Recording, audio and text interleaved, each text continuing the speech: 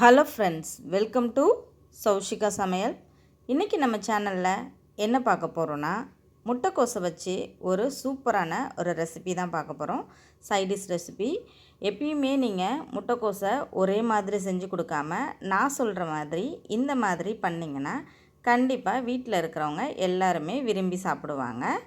அதாவது முட்டைக்கோஸை வச்சு ஒரு முட்டை பொடி மாஸ் தான் வந்துட்டு செய்ய போகிறோம். ரொம்பவே ஹெல்த்தியான ஒரு ரெசிபி. இப்போ வாங்க அதை எப்படி செய்யலான்றதை பார்க்கலாம். இப்போது எந்த பாத்திரத்தில் செய்ய போகிறீங்களோ அதை அடுப்பில் வச்சு சூடானதுக்கப்புறமா தேவையான அளவு எண்ணெய் விட்டுக்கோங்க. அதுக்கப்புறம் கொஞ்சமாக சோம்பு சேர்த்து பொரிஞ்சதுக்கப்புறமா நல்லா 2 பெரிய சைஸ் வெங்காயத்தை கட் பண்ணி சேர்த்துருக்கேன்.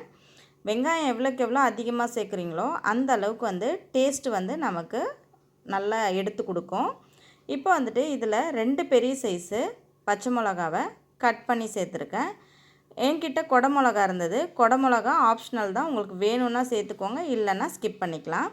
இப்போது 2 கொடை மிளகாவை நான் வெங்காயத்தை எப்படி நீங்கள் குட்டி குட்டியாக கட் பண்ணுவீங்களோ அதே போல் கொடை மிளகாவையும் குட்டி குட்டியாக கட் பண்ணிக்கோங்க. கட் பண்ணி சேர்த்து எல்லாம் நல்லா கண்ணாடி பதம் வர வரைக்கும் வதக்கிட்டு கோஸை நம்ம ஒரு 200 கிராம் கோஸு, அதாவது சின்ன துண்டு கோஸை நல்லா வெங்காயத்தை எப்படி நம்ம அறிவோமோ அதே போல் தான் எல்லாத்தையுமே நம்ம கட் பண்ணணும். அப்போ தான் முட்டை ஊற்றி நம்ம கிளறும்போது நமக்கு பொடி மாஸ் சூப்பராக வரும்.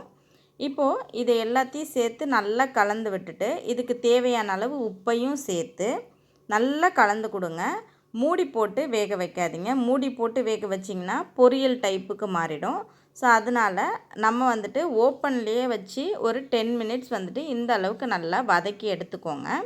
நல்லா வதங்கி வந்ததுக்கப்புறமா ஒரு ஆளுக்கு ஒரு முட்டை அப்படின்ற ரேஷியோவில் நான் 4 முட்டை சேர்த்துருக்கேன். உங்களுக்கு எவ்வளோ முட்டை வேணுமோ அதுக்கேற்ற மாதிரி கூட குறைய சேர்த்துக்கோங்க. முட்டையை சேர்த்துட்டு ரொம்ப போட்டு கிண்டிகிட்டே இருக்கக்கூடாது. நம்ம ஒரு 2 நிமிஷம் விட்டு விட்டு நம்ம கிளறும்போது நமக்கு முட்டை கோஸில் நல்லா பட்டு பொல பொலன்னு கிடைக்கும். அவ்வளோதான். ரொம்ப சுலபமாக ஈஸியாக இது செஞ்சிடலாம். இப்போ நம்ம காரத்துக்கும் அதே மாதிரி டேஸ்ட்டுக்கும் ஒரு 1/4 ஸ்பூன் அளவுக்கு ஜீரகப்பொடியும் 1/4 ஸ்பூன் அளவுக்கு பெப்பர் பொடியும் சேர்த்துட்டு நல்லா ஒரு வாட்டி கலந்து விட்டுட்டிங்கன்னா அவ்வளோதான். ரொம்ப சூப்பரான கோஸ் முட்டை பொடி மாஸ் ரெடி ஆகிடும். ரொம்பவே ஹெல்த்தியான ஒரு ரெசிபி. இந்த ரெசிப்பியை நீங்கள் டயட் மெயின்டைன் பண்ணுறீங்க, டயட்டில் இருக்கிறீங்க, வெயிட் லாஸ் பண்ணணும் அப்படின்னு நினைக்கிறீங்கன்னா இதை கண்டிப்பாக ட்ரை பண்ணலாம். மதியானம் லஞ்சுக்கு பதிலாக இந்த மாதிரி செஞ்சு நம்ம மீல்ஸாக கூட எடுத்துக்கலாம். இதை அப்படி எடுத்துக்கும்போது நமக்கு வயிறு ஃபில்லிங்க்கும் நல்லாவே ஹெல்ப் பண்ணும். இது ரொம்ப ஈஸியாக இந்த ரெசிபி செஞ்சு முடிச்சிடலாம்.